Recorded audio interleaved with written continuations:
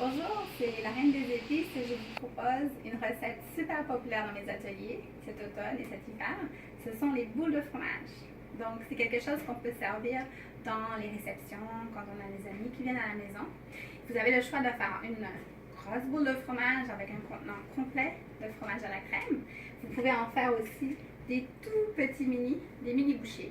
L'avantage des mini boules de fromage, c'est qu'il n'y a pas besoin d'avoir de pain ou de craquelin ou de fruits pour étaler la boule de fromage. Donc, on va voir comment ça se passe, faire une boule de fromage dans cette vidéo. Moi, je prends à peu près un tiers d'un contenant de fromage à la crème.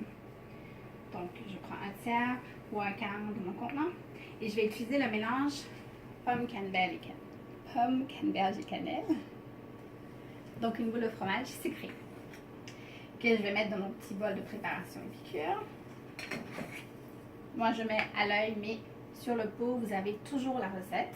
Sur le site web, vous avez des milliers de recettes.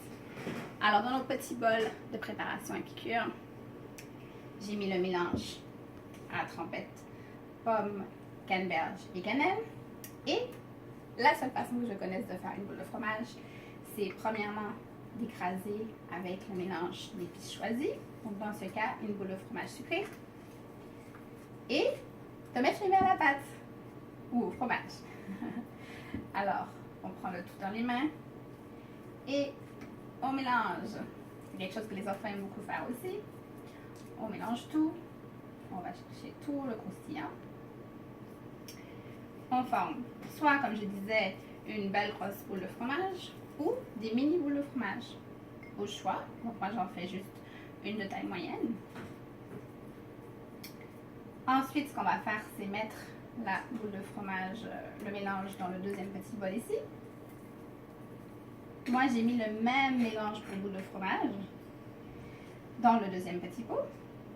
Puis, ce que je vais faire, j'aurais pu en avoir choisi un autre, mais là, j'ai gardé le même. Je vais rouler la boule de fromage dedans. On pourrait mettre des noix, on pourrait mettre des amandes, on pourrait mettre autre chose de croustillant. Je voulais vous dire aussi, vous pourriez mettre cacao croquant sur le dessus, tornade fruitée pour plus de nutriments, fibres et protéines. On aurait pu faire la boule de fromage avec rouge velours, qui est un mélange pour trempette aussi, mais sans morceaux croustillants. Et on aurait pu la faire salée, donc avec bacon, fromage, ciboulette, ou bacon, poireaux et tomates, ou 3 oignons. Donc là, je l'ai faite avec pomme, canneberge et cannelle. À l'intérieur et sur le dessus. Et voici le résultat final de notre boule de fromage. Super populaire pour le temps des fêtes.